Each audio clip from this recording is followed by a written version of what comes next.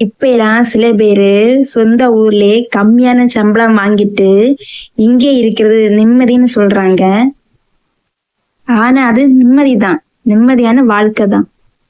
So அப்படி சொல்றவங்க யாருன்னா அவங்களுக்கு எந்த கடமையும் இருக்காது.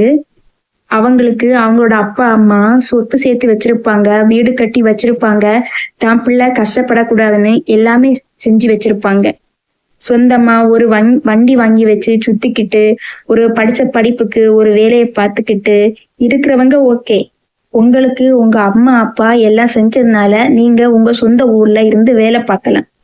எல்லாத்தையுமே உருவாக்கி கொடுத்ததுனால நீங்க அங்க இருந்து வேலை பார்க்கலாம், அது ஓகே.